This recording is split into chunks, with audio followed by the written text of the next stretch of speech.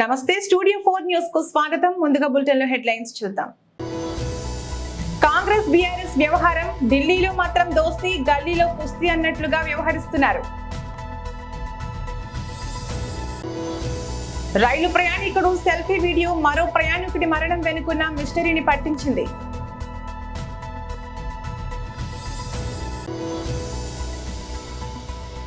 హన్మకొండలో మాజీ మంత్రి కేటీఆర్ పై కేసు నమోదు.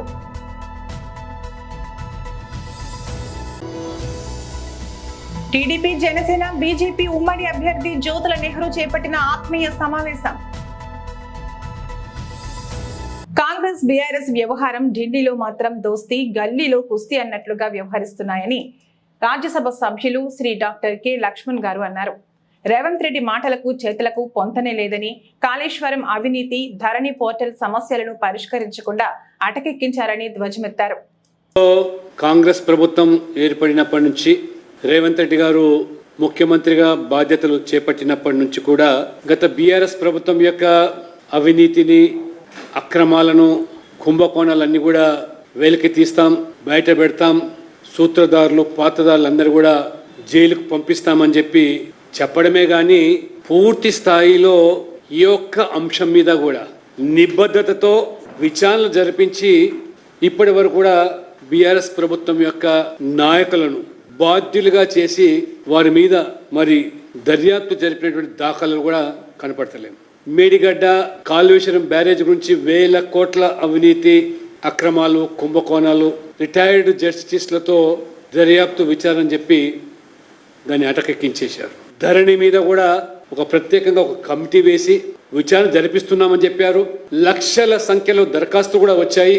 ఇంతవరకు కూడా ఒక్క దరఖాస్తు మీద కూడా పూర్తి స్థాయి చర్యలు తీసుకొని న్యాయం చేసిన దాఖలాలు లేవు.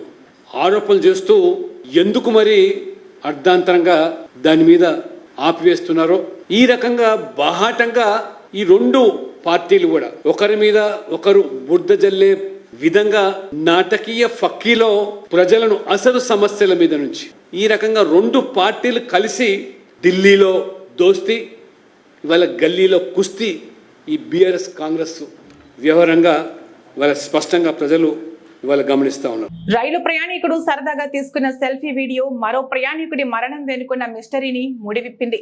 కదులుతున్న రైలు నుంచి ఓ ప్రయాణికుడి ఫోన్ ను చోరీ చేసి అతడి మరణానికి కారణమైన దొంగ ఆట కట్టించింది. ప్రయాణికుడు తన సెల్ఫీ వీడియోను సోషల్ మీడియాలో పోస్ట్ చేయడంతో అది వైరల్ అయింది. దాని ద్వారా రంగంలోకి దిగిన పోలీసులు నిందితుడిని అదుపులోకి తీసుకోగా రైలు ప్రయాణికుడి మృతి వెనుకున్న మిస్టరీ వీడింది. మహారాష్ట్రలో జరిగింది ఘటన. 24 ఏళ్ల బ్యాంకు ఉద్యోగి ప్రభాస్ భాంగే హోలీ వేడుకల కోసం ఈ నెల 24న స్వగ్రామమైన పూణేకు సిద్ధేశ్వర్ ఎక్స్ప్రెస్ లో బయలుదేరాడు. 25న అతడి మృతదేహం విఠల్వాడి రైల్వే స్టేషన్ లో పట్టాలపై పడి ఉండడంతో రైలు నుంచి జారిపడి మృతి చెంది ఉంటాడని పోలీసులు భావించారు. అయితే సోషల్ మీడియాలో వైరల్ అయిన వీడియో అది ప్రమాదవశాత్తు మృతి కాదని తేల్చింది. దీంతో రంగంలోకి దిగిన పోలీసులు సెల్ ఫోన్ల దొంగ అయిన ఆకాష్ జాదవ్ 27ను అరెస్ట్ చేశారు. పూణే వెళ్తున్న ప్రభాస్ భాంగే అర్ధరాత్రి సమయంలో రైలు డోర్ వద్ద నిల్చున్నాడు. ఫోన్లో దొంగ అయిన ఆకాష్ జాదవ్ భాంగే చేతిలోని ఫోన్ లాక్కున్నాడు. వెంటనే అప్రమత్తమైన ప్రభాస్ దానిని చేజెక్కించుకునేందుకు రైలు నుంచి దూకాడు. ఈ క్రమంలో గాయాల పాలై అక్కడికక్కడే మృతి చెందాడు. ఈ ఘటన మొత్తం రైలు ప్రయాణికుడు తీస్తున్న వీడియోలో రికార్డైంది. మాజీ మంత్రి బీఆర్ఎస్ వర్కింగ్ ప్రెసిడెంట్ కేటీఆర్ పై హన్మకొండలో కేసు నమోదైంది. సీఎం రేవంత్ రెడ్డిపై కేటీఆర్ చేసిన వ్యాఖ్యలపై చర్యలు తీసుకోవాలని కాంగ్రెస్ నేతలు హన్మకొండ పోలీస్ స్టేషన్ లో ఫిర్యాదు చేశారు. నిరాధార ఆరోపణలతో ప్రజలను తప్పుదోవ పట్టిస్తున్నారని, శాంతి భద్రతలకు విఘాతం కలిగేలా కేటీఆర్ వ్యవహరిస్తున్నారని కాంగ్రెస్ నేతలు ఫిర్యాదులో పేర్కొన్నారు. కాంగ్రెస్ నేతల ఫిర్యాదుతో హన్మకొండ పోలీసులు కేటీఆర్ పై 0 FIR నమోదు చేసినట్లు తెలుస్తోంది. కాకినాడ జిల్లా కిర్లంపూడి మండలంలో జగ్గంపేట నియోజకవర్గం టీడీపీ జనసేన బీజేపీ ఉమ్మడి అభ్యర్థి జ్యోతుల నెహ్రూ చేపట్టిన ఆత్మీయ సమావేశం శనివారం మండలంలో చేపట్టిన కార్యక్రమంలో భాగంగా ఎస్ తిమ్మాపురం, ఎస్ఆర్ పాలెం గ్రామాల్లోనే కాకుండా ఇంకా తదితర గ్రామాల్లో పర్యటించారు. ఎస్ తిమ్మాపురం గ్రామంలో కానూరి కాసులు, సోము నారాయణరావు, నామసాని తాసు ఆధ్వర్యంలో సుమారు 20 మంది కార్యకర్తలను వైసీపీ నుండి జ్యోతుల సమక్షంలో టీడీపీ పార్టీలోకి కండువాలు కప్పి ఆహ్వానించారు. అనంతరం ఉమ్మడి టీడీపీ జనసేన బీజేపీ అభ్యర్థి జ్యోతుల నెహ్రూ మాట్లాడుతూ రాబోయే అసెంబ్లీ పార్లమెంట్ ఎన్నికల్లో ఉమ్మడి అభ్యర్థినైన జగ్గంపేట ఎమ్మెల్యే జ్యోతుల నెహ్రూ నాకు సైకిల్ గుర్తుపై జనసేన పార్లమెంట్ అభ్యర్థి తంగళ్ల ఉదయ శ్రీనివాసులకు గ్లాస్ గుర్తుపై ఓటు వేసి భారీ మెజార్టీతో గెలిపించాలని విజ్ఞప్తి చేశారు. ఈ కార్యక్రమంలో టీడీపీ నాయకులు వీరంరెడ్డి కాశీబాబు, బొజ్జపు నాగేశ్వరరావు, గోడే బాల, ఉమ్మడి నాగదుర, పట్టు చంటిబాబు, బొజ్జపు శ్రీను, వనపర్తి వీరభద్రరావు ఇంకా జనసేన టీడీపీ కార్యకర్తలు పాల్గొన్నారు.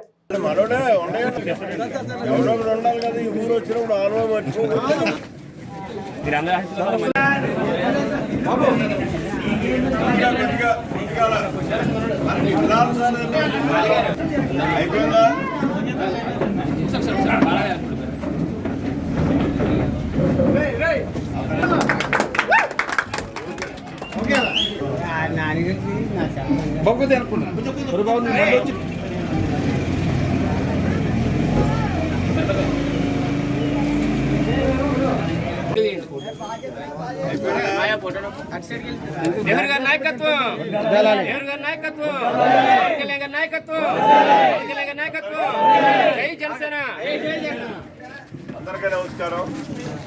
ఈరోజు మిమ్మల్ని అందరినీ జనసేన మిత్రుల్ని, తెలుగుదేశం మిత్రుల్ని అందరినీ కూడా కలిసి మిమ్మల్ని ఒకటిగా రేపు వచ్చే ఎన్నికల్లో పనిచేయాలి అని చెప్పేసి ఒక నిర్దేశం ఇవ్వడం కోసం ఈరోజు మీ దగ్గర రావడం జరిగింది. మళ్ళీ మరొక రోజు రావడం జరుగుతుంది. మనం ఇంటింటి ప్రచారం కూడా చేయడం జరుగుతుంది. అయితే మరి ఉమ్మడి అభ్యర్థిగా నన్ను అభ్యర్థిత్వం నాకు ఇచ్చారు కాబట్టి ఈరోజు మీరు అందరూ సమైక్యంగా కలిసి పనిచేయాల్సినటువంటి బాధ్యత ఉంది. ఒక్కొక్కరు ఒక 10 ఓట్లు తెచ్చేటటువంటి పరిస్థితి మీలో ఉంది. అంటే 10 మంది అంటే నా ఇంట్లో ఉన్న 10 మంది నేను 10 ఇచ్చేసాను కదా అని హ్యాపీగా పడుకోవడం కాదు. అవి లెక్కల్లోకి రావు.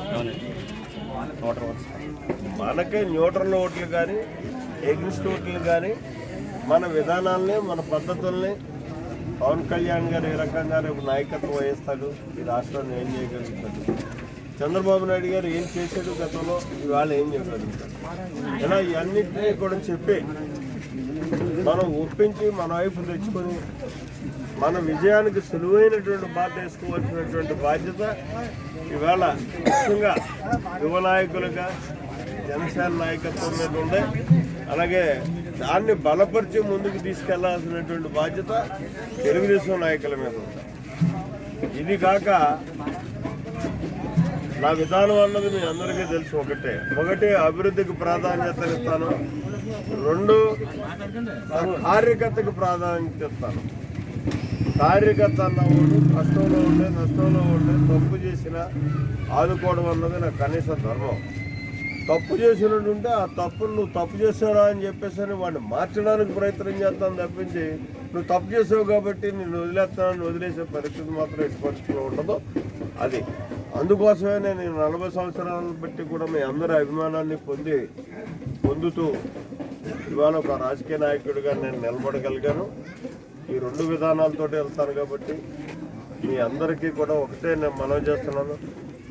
మీరు చిన్న చిన్న అనుమానాలు ఉండొచ్చు, తెలుగుదేశం వాళ్ళంతా పెద్ద నాయకులు కదా, ఈ నాయకులు సీనో లేకపోతే మన బాలో చెప్తేనే మేము ఉండాలేమో అనేటటువంటి ఆలోచన మీలో ఎవ్వరూ ఉండుకోవాల్సిన పని. మీరు ఎవరు వచ్చినా పనిచేసేటటువంటి తీరే నా దగ్గర ఉంటుంది. అది అందరికీ తెలుసున్నదే. మా వాళ్ళు ఎవరో కూడా పల్లనవ్వని తీసుకురావాలి. ఏదైనా కీలకమైనటువంటి నిర్ణయం అన్నప్పుడు ఆ నిర్ణయానికి అందరూ సమైక్యంగా నిర్ణయం తీసుకోవాల్సిన బాధ్యత ఉంటుంది కాబట్టి అప్పుడు కూర్చోబెడతాం వాళ్ళని. అంతేగాని వ్యక్తిగతమైనటువంటి పనులకు కానీ మనకు రాజకీయానికి నష్టం లేనటువంటి పనులకు కార్యక్రమాలకు కానీ మీ కష్టాల్లో కానీ ఎవరో తీసుకొస్తే నేను పనిచేస్తాననే ఆలోచన ఏసారి మాత్రం పెట్టుకోవద్దు.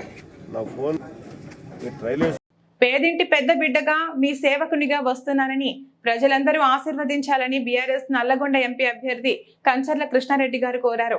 నల్లగొండ ఎంపీ అభ్యర్థిగా ప్రకటించిన తర్వాత నల్లగొండకు తొలిసారిగా వచ్చిన ఆయన బీటీ కాలనీలోని తమ క్యాంపు కార్యాలయంలో మాజీ ఎమ్మెల్యేలు గాదరి కిషోర్, భాస్కర్రావు, కంచర్ల భూపాల్ రెడ్డి గారులతో కలిసి మీడియాతో మాట్లాడారు.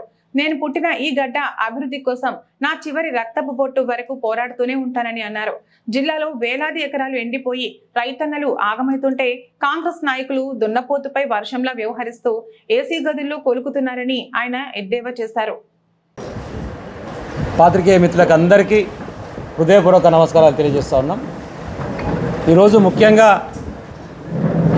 పార్లమెంటు ఎన్నికలు నోటిఫికేషన్ వచ్చిన తర్వాత మరోసారి ఎన్నికల సంగ్రామం మొదలైనటువంటి సందర్భంగా అందరం కూడా పూర్తి స్థాయిలో ప్రజాక్షేత్రంలోకి వచ్చి పనిచేయాలనేటువంటి ఒక లక్ష్యంతో ముందుకు సాగుతున్నటువంటి ఒక సందర్భం. అదే సందర్భంలో బీఆర్ఎస్ పార్టీ అభ్యర్థులుగా ఎవరు బరిలో ఉంటారనేటువంటిది దాదాపు నెల రోజులుగా ఒక సంశయం అందరికీ కూడా. సరే, దాంట్లో చాలామంది పోటీ పడ్డారు, చాలామంది అడిగిర్రు. కేసీఆర్ గారిని కానీ, కేటీఆర్ గారిని కానీ, జగదీష్ రెడ్డి గారిని కానీ, స్థానికంగా ఎమ్మెల్యేలుగా పనిచేసినటువంటి మాజీ ఎమ్మెల్యేలను కానీ సంప్రదించి మాకు అవకాశం ఇస్తే కనుక బరిలో ఉంటామని చెప్పేసి చాలామంది ఉత్సాహం చూపించినప్పటికీ పార్టీకి ఉండేటువంటి నిబద్ధత, పార్టీ పట్ల ఉండేటువంటి నిబద్ధత, పార్టీకి అవసరమైనప్పుడు సైనికుని లెక్క ఎవరైతే నిలబడగలుగుతాడో, ఈ సమయానికి ఎవరిని ఉపయోగించి మనం రణంలోకి పోతే గెలుపు సాధ్యమైందనేటువంటి ఒక పరిశీలన చేసిన తర్వాత దాదాపు 25 నుంచి 30 రోజులు సమీక్ష నిర్వహించి మాతో కూడా చర్చలు జరిపి జగదీష్ రెడ్డి గారు, కేటీఆర్ గారు, చివరికి కేసీఆర్ గారు ఒక దగ్గర సమావేశం చేసుకొని ఇప్పుడున్నటువంటి పరిస్థితులలో నల్గొండ పార్లమెంటు సభ్యునికి పోటీలో నిలబడడానికి కంచెల కృష్ణారెడ్డి గారు అయితే బాగుంటుందని చెప్పేసి ఒక నిర్ణయం తీసుకోవడానికి మేమందరం కూడా ముందుగా స్వాగతిస్తూ ఉన్నాం. పాత్రికేయుల సమక్షంలో మా అందరి తరపున హృదయపూర్వకమైనటువంటి శుభాకాంక్షలు కూడా కంచెల కృష్ణారెడ్డి గారికి మేము తెలియజేస్తూ ఉన్నాం. వారిని అభ్యర్థిత్వాన్ని ప్రకటించినందుకు కూడా గౌరవ రాష్ట్ర అధ్యక్షులు మాజీ ముఖ్యమంత్రి కేసీఆర్ గారికి, మా కార్యనిర్వాహక అధ్యక్షులు కేటీ రామారావు గారికి, అదేవిధంగా గుంటకల్ల జగదీష్ రెడ్డి గారు మాజీ మంత్రివారికి, సహకరించినటువంటి మాజీ శాసనసభ్యులు, ఈ నియోజకవర్గ పరిధిలో ఉన్నటువంటి అందరికీ కూడా హృదయపూర్వకమైనటువంటి ధన్యవాదాలు కూడా మేము అందరం తెలియజేస్తూ ఉన్నాం. కంచెల కృష్ణారెడ్డి గారు మొదటి నుంచి కూడా రాజకీయాలను కీలకంగా వ్యవహరిస్తూ ఎంఏఎల్ఎల్బి చేసి న్యాయవాద వృత్తిని కూడా కొనసాగిస్తూ, ఇక వారి సోదరుడు కంచెల భూపాలరెడ్డి గారు అయితే మొన్నటి వరకు నల్గొండ శాసనసభ్యులుగా పనిచేశారు. అది మీ అందరికీ సుపరిచితమే.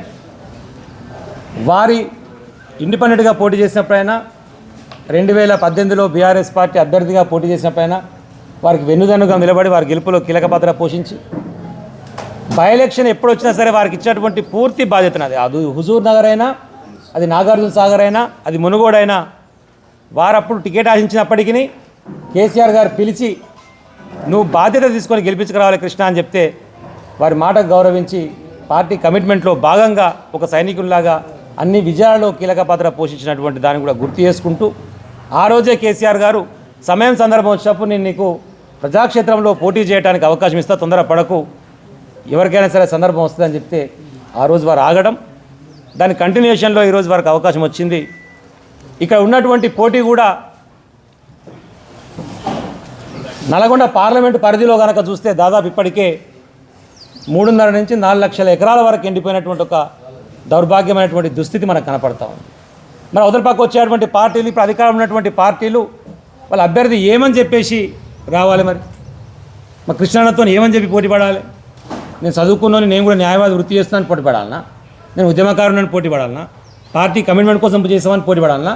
లేకపోతే నినాక మన జరిగినటువంటి హైదరాబాద్లో హోటల్లో దొరికినటువంటి డ్రగ్స్ కేసులో నేనే ప్రధాన నిందితుడిని కాబట్టి నా నిందితుని చూసి నాకు కోటారని చెప్పేసి ఇప్పుడు ఉన్నటువంటి కాంగ్రెస్ పార్టీ అభ్యర్థి అడగాలనా అనేది దయచేసి ఆలోచించమని చెప్పేసి మీ అందరి ద్వారా నల్గొండ పార్లమెంటు పరిధిలో ఉన్నటువంటి ఓటర్ మహాశీలను విజ్ఞప్తి చేస్తా ఉన్నాను. మాట్లాడితే, నోరు తెరిస్తే వాళ్ళని కూర్చోబెట్టి అసలు విద్యార్థులకు ఏం కావాలి, ఏం చేస్తే ఈ విద్యా విధానం మారుతుంది అని ఎప్పుడన్నా ఆలోచించినావా? ఒక్క 2 గంటలు కేటాయిస్తే ఆ విద్యా విధానం మొత్తం మారవచ్చు. కానీ నువ్వు మార్చలే. ఎంతసేపు కేసీఆర్ని తిట్టాలి, కేసీఆర్ తప్పులు చేసిండు. అసలు బడ్జెట్ లంకె బిందెలు అంటాడు. లంకె బిందెలు అసలు ప్రభుత్వంలో లంకె బిందెలు ఉంటాయి. ఫస్ట్ నుంచి 7th వరకు పన్నులు వస్తాయి, ఏది అన్ని రకాల పన్నులు వస్తుంటాయి. తర్వాత ఖర్చు పెడుతుంటారు. ఎప్పుడు మిగులు ఆదాయం ఉండదు. ఎంత ధనిక రాష్ట్రమైనా అప్పులు చేస్తారు, అప్పులు తప్పకుండా చేస్తారు. మరి నువ్వు కేసీఆర్ అప్పులు చేస్తున్నారు అన్నావు కదా, మరి నువ్వేం చేస్తున్నావు? నువ్వు కూడా మొన్న ప్రవేశపెట్టిన బడ్జెట్లో దాదాపు 59,000 కోట్లు నేను అప్పు చేస్తాను నువ్వే ఇచ్చినావు. మరి ఇప్పుడు నువ్వేం మాట్లాడుతున్నావు? నీకు అర్హత ఎక్కడిది? కేసీఆర్ గురించి మాట్లాడే అర్హత నీకు అసలే లేదు. అందుకనే ఒక్కసారి నాకు అవకాశం ఇవ్వండి. నేను ఈ పేద ప్రజలకు, ఇక్కడున్న రైతులకు, రైతు కుటుంబాలకు, రైతు కూలీలకు నాకు చేతనైనంత సాయం చేస్తా. వారి కొరకు ఇప్పుడు రైతు బంధు 15,000 ఇస్తాడు, ఇయ్యలే. 9వ తారీఖే ఇస్తాడు, ఇయ్యలే. 2 లక్షలు రుణమాఫీ చేస్తాడు, ఇయ్యలే. ఆసరా పెన్షన్ 2,000 నుంచి 4,000 చేస్తున్నాడు, చేయలే. మరి ఇంకేం చేస్తావు? ఇంకెప్పుడు చేస్తావు? 9వ తారీఖు డిసెంబర్ పోయి 3 నెలలు దాటి ఇప్పుడు 4వ నెల పడుతుంది. 4 నెలల టైం అంటే తక్కువ టైం కాదు. ఈ ప్రస్తుత కాలమాన పరిస్థితుల్లో 4 మంత్స్ అంటే బిగ్ టైం. మరి నువ్వేం ఆలోచిస్తున్నావు? నీ మైండ్లో ఏముంది అసలు? నువ్వేం చేస్తావు? ఈ రైతులకు, ఈ ప్రజలకు ఏం చేస్తావు? కనుక మాకు ఒక్క అవకాశం ఇవ్వండి. నేను ఈ ప్రజలకు సేవ చేసుకుంటా. నేను నాయకుని గాను, సేవకునిగా వచ్చిన నాకు ఒక్క అవకాశం ఇవ్వండి. నేను పేదింటి పెద్ద బిడ్డగా నేను పనిచేస్తానని మీ అందరి సభాముఖంగా కోరుకుంటూ ఒక్క అవకాశం ఇవ్వమని అందరికీ ధన్యవాదాలు చెప్పుకుంటున్నా. అదేవిధంగా నాకు టికెట్ ఇచ్చిన కేసీఆర్ గారికి, అదేవిధంగా హరీష్ రావు గారికి, కేటీఆర్ గారికి, ఈ కాన్స్టిట్యున్సీలో ఉన్న భాస్కర్ అన్న గారికి, భగత్ గారికి, భూపాల్కు, అదేవిధంగా మల్ల యాదవ్ గారికి, రవీంద్ర కుమార్ గారికి, ముఖ్యంగా జగదీష్ అన్న గారికి పాదాభివందనాలు తెలుపుకుంటున్నా. మరొక అవకాశం అని చెప్పి జై తెలంగాణ. ఎన్టీఆర్ జిల్లా తిరువూరు వైఎస్ఆర్ కాంగ్రెస్ పార్టీ ఎమ్మెల్యే అభ్యర్థి నల్లగట్ల స్వామిదాస్ సతీమణి నల్లగట్ల సుధారాణి ఇంటింటికి తిరుగుతూ ప్రజలను కలుసుకుని ముఖ్యమంత్రి జగన్మోహన్ రెడ్డి ప్రజలు అందించిన సంక్షేమ పథకాలు ప్రజలకు వివరిస్తూ ఎంపీ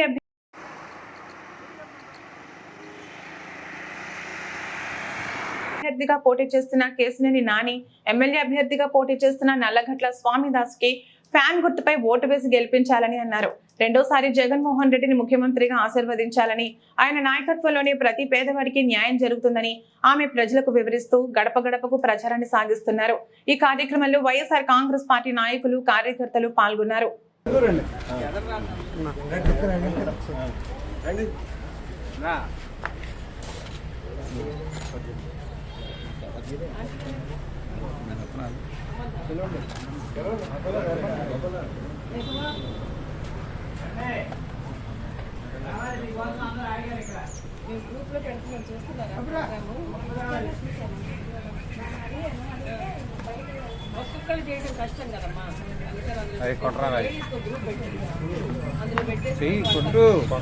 కొన్ని కొరతమే నీ పని కొరతమే.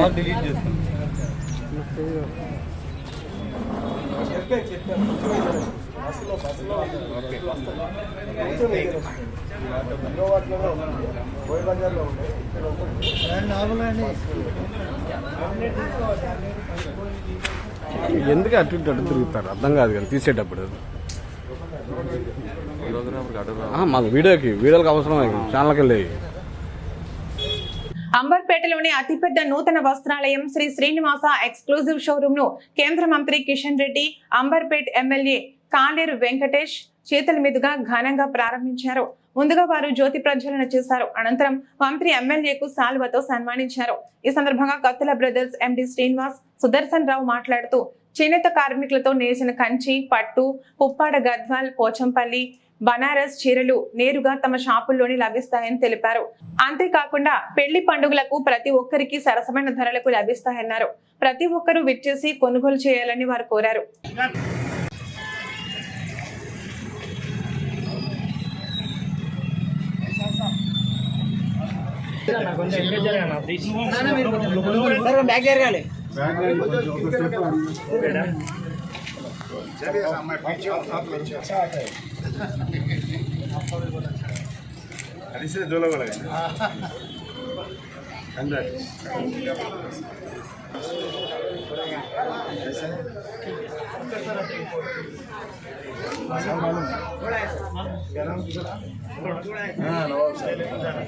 బాబా ఇటు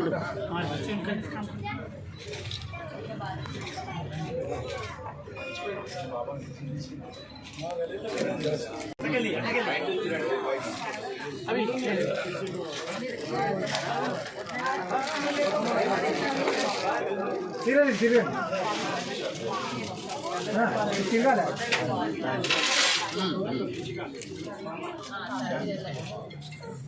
శుభాకాంక్షలు అందరికీ.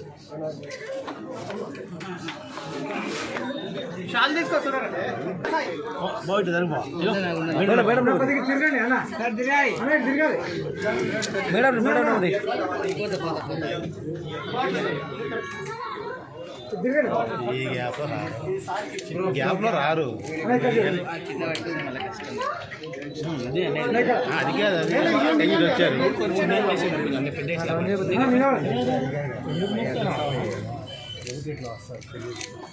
Okay done sir. Okay sir. చలో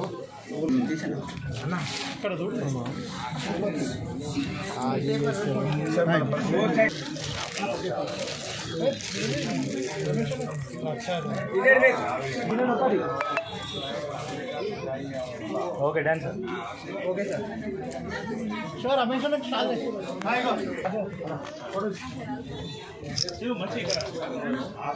పెనుగంచిప్రోలు మండలం అనిగండ్లపాడు గ్రామం నుండి శ్రీ తిరుపతమ్మ అమ్మవారి పుట్టింటి వారైన కొల్లవారి ఇంటి నుండి పెనుగంచిప్రోలులో కొలువైన అమ్మవారికి పసుపు కుంకుమ తీసుకుని వెళ్లారు. ప్రతి సంవత్సరం ఎంతో ఘనంగా కొల్లవారి ఇంటి నుండి అమ్మవారికి పసుపు కుంకుమ బండ్లు ఊరేగింపుగా తీసుకువెళ్లడం సాంప్రదాయంగా కొనసాగుతుంది.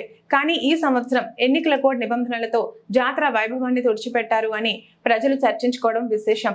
అమ్మవారి పవిత్ర పసుపు కుంకుమ భక్తులు తీసుకునేందుకు అడుగడుగున ఆంక్షలతో భక్తులు మనోవేదనకు గురయ్యారు. అమ్మవారి పసుపు కుంకుమ బండ్లు పుట్టింటి నుండి పెనుగంచిప్రోలు దేవస్థానంలో సమర్పించి మరలా తిరుగు అనిగళ్లపాడు చేరుకుంటాయి.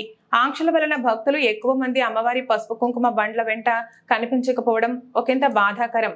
దూర ప్రాంతాల నుండి ఈ మహత్తర కార్యక్రమాన్ని చూడటానికి వచ్చిన భక్తులకు మనోవేదన మిగిలిందని భక్తులు వాపోయారు.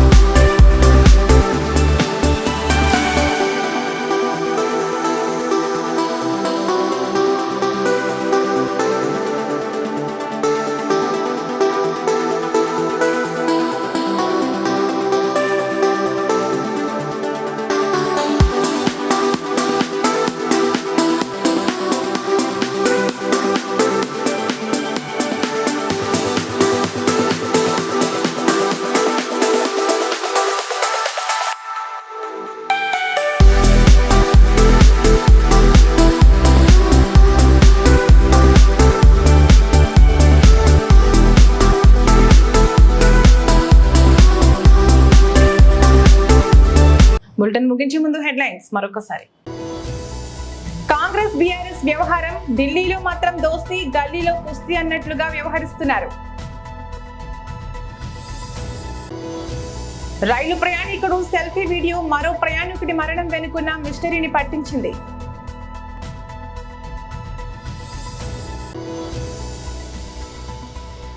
హన్మకొండలో మాజీ మంత్రి కేటీఆర్ పై కేసు నమోదు.